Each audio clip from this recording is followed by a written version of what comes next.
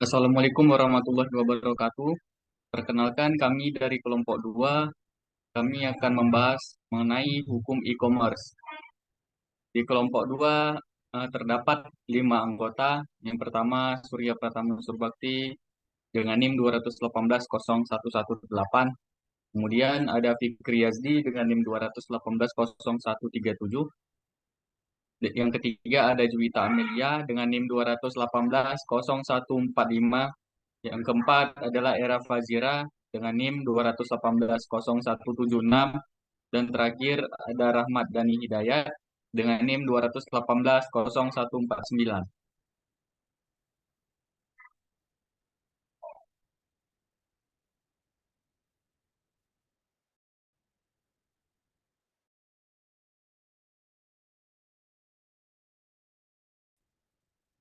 Tentang informasi dan transaksi elektronik atau yang disingkat dengan Undang-Undang ITE adalah undang-undang yang mengatur mengenai kegiatan e-commerce di Indonesia.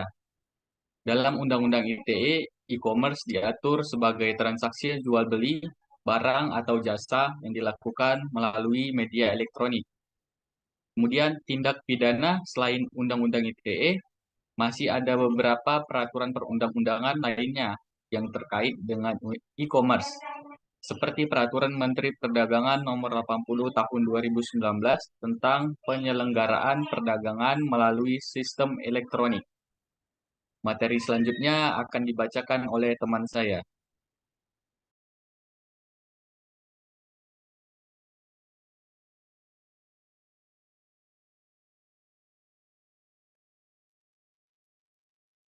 Beberapa hal yang diatur dalam UU ITE untuk menjaga keamanan dan perlindungan konsumen dalam e-commerce antara lain: satu, perlindungan data pribadi; dua, perlindungan konsumen;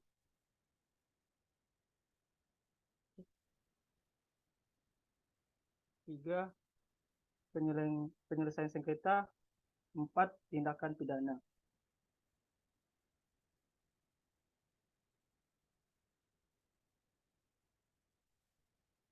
Dalam presentasi ini kelompok kami akan menjelaskan tentang apa itu carding.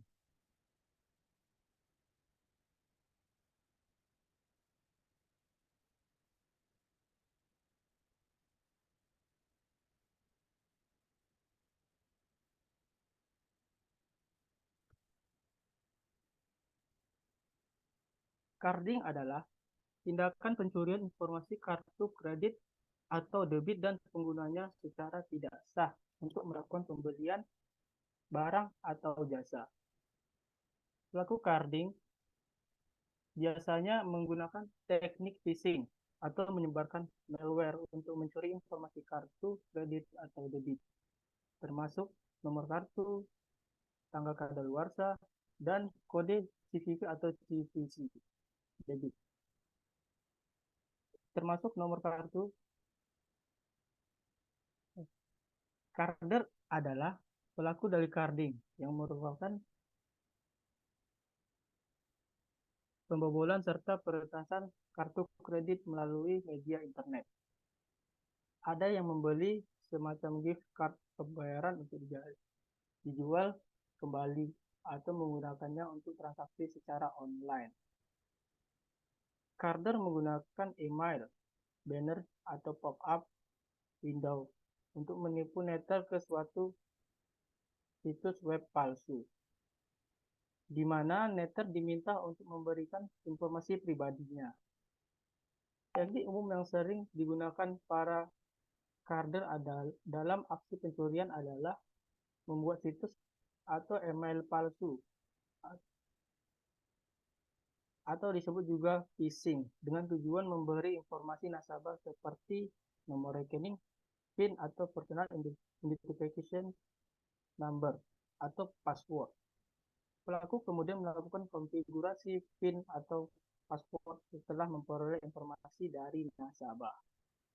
Untuk slide selanjutnya akan dijelaskan oleh teman saya.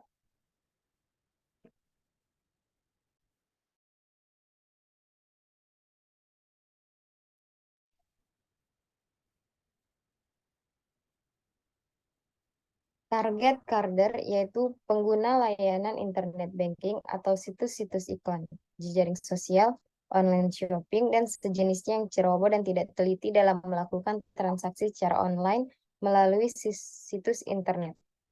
Di Indonesia, tindakan carding termasuk dalam kategori kejahatan cybercrime dan dapat dikenakan sanksi sesuai dengan Undang-Undang Nomor 19 Tahun 2016 tentang perubahan atas Undang-Undang Nomor 11 Tahun 2008 tentang Informasi dan Transaksi Elektronik atau ITE.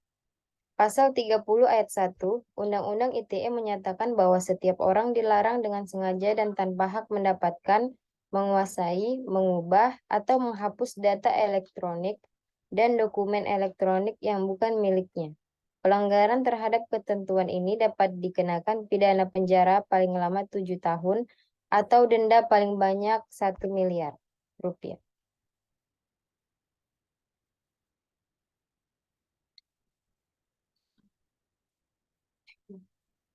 Pelaku carding juga dapat dikenakan sanksi sesuai dengan Undang-Undang Nomor 8 Tahun 2010 tentang pencegahan dan penanggulangan tindak pidana pencucian uang atau TPPU atau Undang-Undang Nomor 8 Tahun 1999 tentang perlindungan konsumen atau Undang-Undang PK.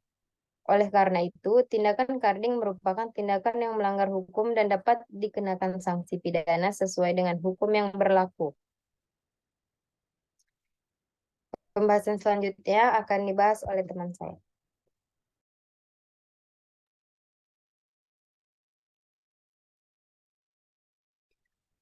Pada kasus kali ini, kelompok kami membahas tentang pembobolan kartu. Pada kasus ini, kelompok kami membahas tentang rekening BCA dibobol melalui virtual akun dengan kerugian mencapai 63,9 juta. Dikutip dari jakartakompas.com, 6 Maret 2023, polisi menangkap 3 tersangka pembobolan rekening BCA melalui virtual account. Masing-masing tersangka berinisial F, G, dan HB. Kapolda Metro Jaya, Irjen Pol Nana Sujana, mengatakan ketiga tersangka ditangkap pada awal Maret tahun 2020. Mereka membobol rekening BCA dengan top up melalui virtual account BCA. Saat BCA mengalami gangguan, analisis tidak dapat diakses. Contoh top up yang bisa dilakukan tersangka adalah mengisi saldo OVO melalui virtual account.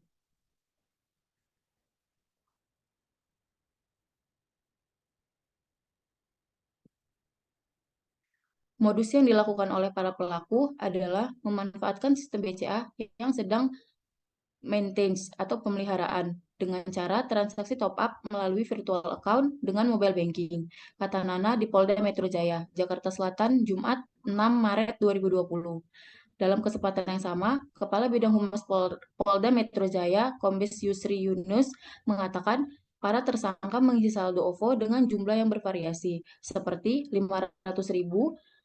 Total kerugian BCA akibat pembobolan rekening diperkirakan mencapai 63,9 juta. Saat diamankan, polisi menyita sejumlah barang bukti, diantaranya sebuah buku tabungan, 2 buah kartu ATM, dan sebuah ponsel. Mereka mengisi OVO sebanyak 500.000, namun uang di dalam rekening tidak berkurang karena sistem BCA lagi maintenance, kata Yusri. Kemudian, untuk pasal-pasalnya sendiri akan dijelaskan oleh teman saya.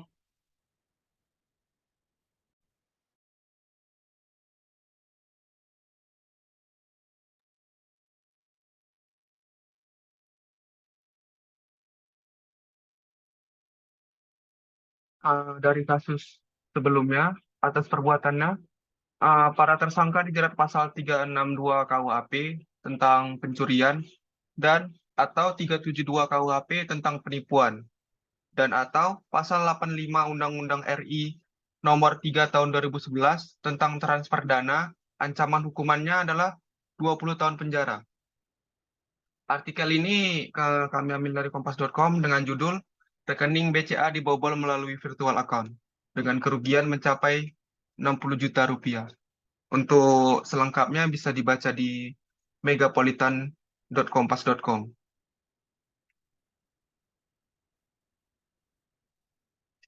Sekian dari presentasi kami. Apabila ada kekurangan kami mohon maaf. Dan apabila teman-teman ingin bertanya, silakan tinggal pertanyaan di kolom komentar. Nanti akan kami jawab. Assalamualaikum warahmatullahi wabarakatuh.